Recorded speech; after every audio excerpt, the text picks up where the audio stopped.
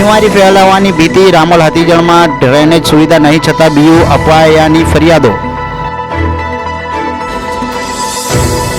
વાલીઓ માટે ચેતવણીરૂપ કિસ્સો. ભુજની 2 સગીરાએ મિત્રો સાથે ફરવા ગયા બાદ પરિવારના ડરથી અપહરણનું નાટક રચ્યું.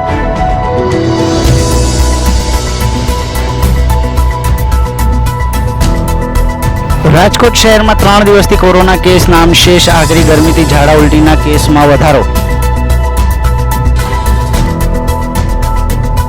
ગાંધીનગર જિલ્લાના 7 પોલીસ મથકની હદમાં 448 ગુનામાં ઝડપાયેલા 2.27 કરોડના વિદેશી દારૂના જથ્થા પર બુલડોઝર ફેરવી દેવાયું. વડોદરામાં કેન્દ્રીય ટીમના ધામા. કોવિડ સહાયમાં ગેરરીતિની તપાસ. બોગસ ડોક્યુમેન્ટના આધારે સહાય લેનારા સામે તવાઈ આવશે.